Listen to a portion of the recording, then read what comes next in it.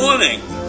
It's Sunday, August 13th. I read a brief article yesterday, and this might be interesting for many of you if you've ever decided that you wanted to be in the movies. The article was called Background Players Needed for Filming in Huntington. So they're making a movie in Huntington, and if residents are interested in being part of the filming, they're invited to show up on Friday. And it's background scenes that you'll be in for a TV movie. Love in Storytown. That's the name of the movie. And it will be shot Friday evening at Sunny Pond Farm at 478 Park Avenue in Huntington. Now, the filmmakers are giving you instruction. They're telling you not to show up before 5 p.m. and that you should think it's fall in Tennessee. It's still warm there, according to how the movie's going to play out. It'll still be warm there.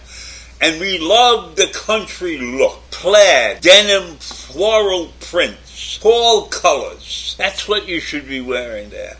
No red, no white, no all black looks, no logos, no artwork, nothing fancy, nothing frilly. Just nice, clean farm workers' clothing, denims, maybe a plaid shirt. That's it, the nice, clean look. I won't be there. I don't have denims. I never liked jeans. When I was a kid, chinos were what I wore. So I never liked jeans. I don't have any jeans. I don't even have any long pants, really, that I wear these days. I'm a shorts man, striped shirts, with a logo on most of them, because they're golf shirts. So that leaves me out. I won't be showing up at the farm. The Internet Movie Database describes the movie storyline as a widowed Army major leaves the military to move to Jonesboro, Tennessee, with her 10-year-old son for a settled life at her mother's bed and breakfast.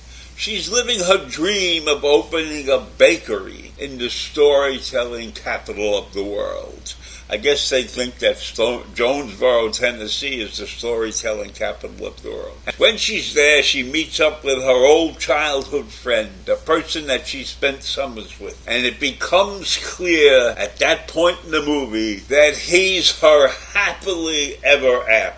And that's all they'll tell you about the script. So it's a love story. And it's starring Beverly Mitchell and Al Safrienza. And I can honestly tell you I never heard of those people. And I know very little about Jonesboro, Tennessee. I've been to Tennessee a couple of times, but I don't know anything about Jonesboro. So, if you want to go and you want to be a movie extra, and you want to get your shot at fame, you can sign up. And when you sign up, you have to read the directions very carefully. One of the important things that's in these directions is to please bring your own snacks and drinks. There will be cotton candy being sold by a vendor that you can purchase.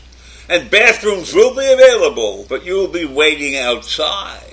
So I'll leave you with that information. And I hope you try it out. It might be an interesting experience. Something to change your life for a day or two. And maybe you'll actually get a shot at being in the movies. A TV movie, a love story, no violence according to the write-up. What could be better than that? And maybe you'll meet some nice people there. And maybe you ought to get a gang of nice people and go together. How would that be? A group from the Y that shows up to be movie stars or something like that, right? That would be a very interesting thing. And don't come there before 5 p.m. That's one of the prime rules in this set of instructions. But I'm sure, knowing people, there will be some antsy people who show up early. And I don't know what the directors or what they're going to do with those people if they show up early. Maybe they won't get a part in the movie. Who knows? But it'll be So all in all, I think it's a great idea that they ran this ad. I think it's a great idea for people to show up. I think it'd be a wonderful experience to get out of the house after struggling through the whole pandemic and trying to be in a movie. That would be fun. Nice way to kill an afternoon on Long Island. So, as I'm talking about this article, I recognize the fact that I'm not so young anymore. But old age isn't so bad when you consider the alternative. Yes, we have stiffening joints and weakening muscles and fading eyesight, and your memory gets very cloudy. And then there's a couple of the modern world, and then we have to live in this world today, which is not the greatest place in the world the way I see it right now. But it's better than death. But in some cases, it's not much better than death, But I think it's wrong to worry about getting old. That'll only make you older and sicker. It's time to look forward and think about the good things that you can do every day. And one of the good things I do every day is I have the opportunity to talk to many people through this ranch. So I think when many people reach a certain age, their cheerfulness fades away. And then there are many who adjust properly and they have a great middle life and a great old age. And it's not easy to do those things faced with what we have faced with over the last couple of years. Because if we have not made ourselves financially fixed, which is a difficult thing to do in this country, and the prices keep rising and rising and rising, and our pension is not going up, so old age can be tough for some people. Harder than a midlife crisis, for sure. Now, when you get to be a certain age, you lose things that you have gotten used to. Your vitality and your mental sharpness and your good looks, all of those things can disappear as you age.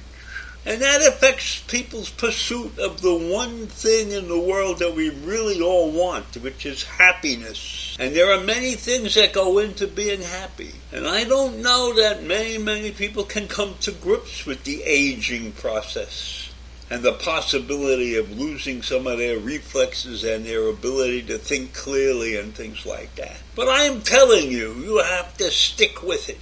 You have to find something in your life that you enjoy. And when you find that thing, stick with it. And don't become a loner. Loners are destined to fail most of the time.